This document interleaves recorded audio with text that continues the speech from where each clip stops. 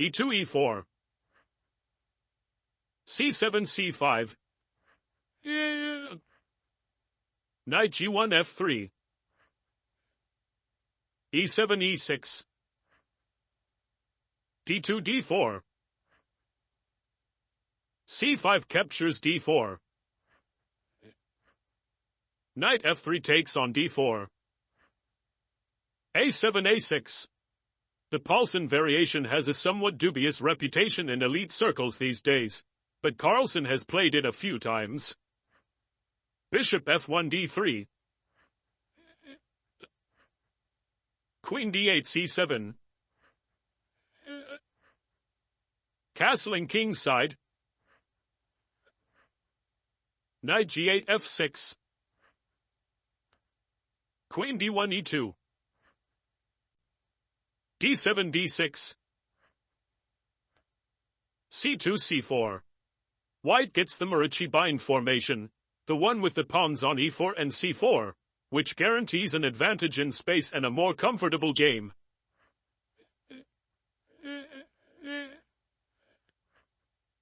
Knight b8 d7. Carlsen prepares to play the knight to e5 and capture the bishop on d3, which is also a bit provocative considering his development disadvantage. There are several alternatives. Knight b1 c3, knight d7 e5, h2 h3. This is a rarely played and difficult move. The idea is probably to place the bishop on e3 without black having a knight jump to g4. 10.f4 is more natural. b7 b6.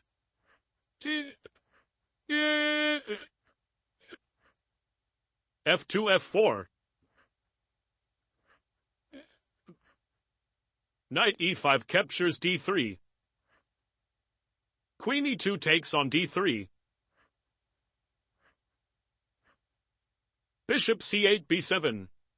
The first new move of the game. f4 f5. Taking advantage of the fact that the bishop has left the diagonal and the e6 pawn is under attack.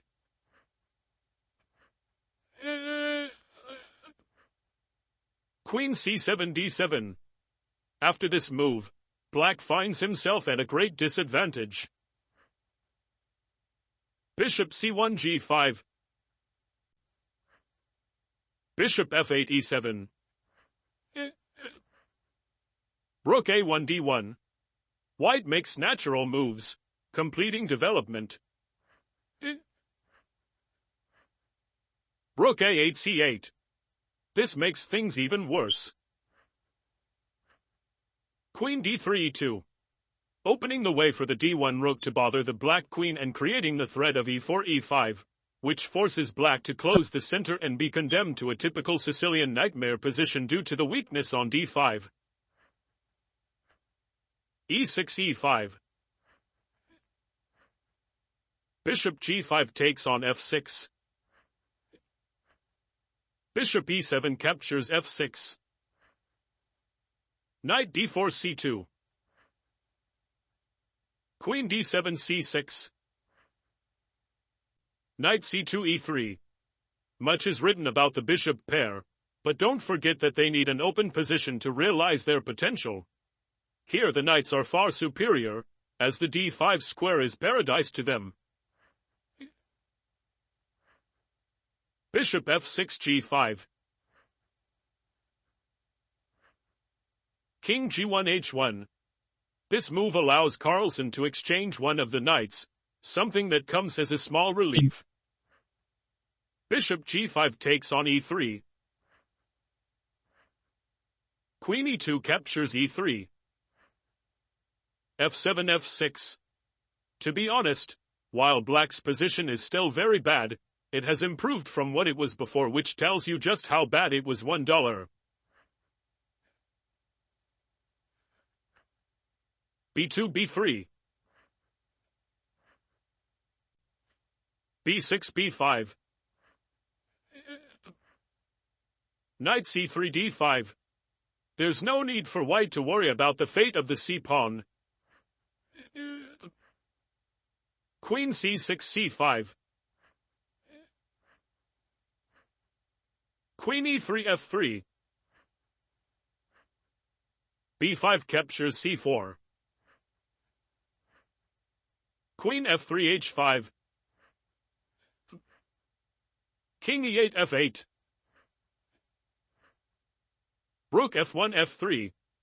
The rook is well placed on the third rank. Bishop b7 takes on d5. Black can't stand this knight any longer. Rook d1 captures d5. Queen c5 b6. b3 captures c4. Rook c8 captures c4. Rook f3 b3. Black is practically playing a rook down. Rook c4 b4.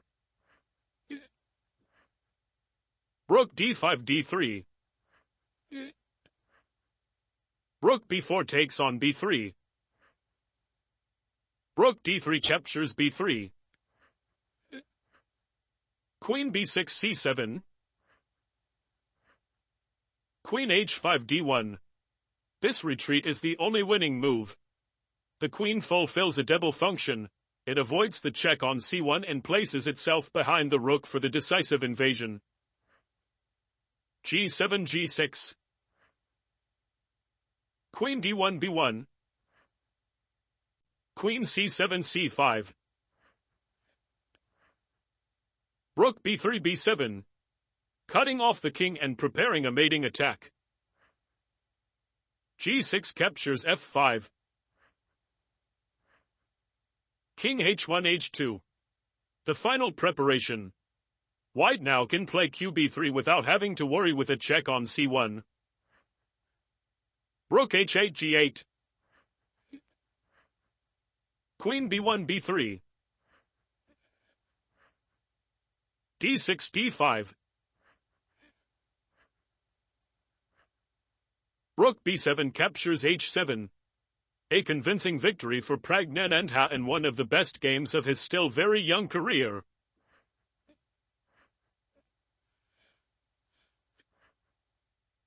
Thank you for watching the video. Don't forget to give us a like and subscribe.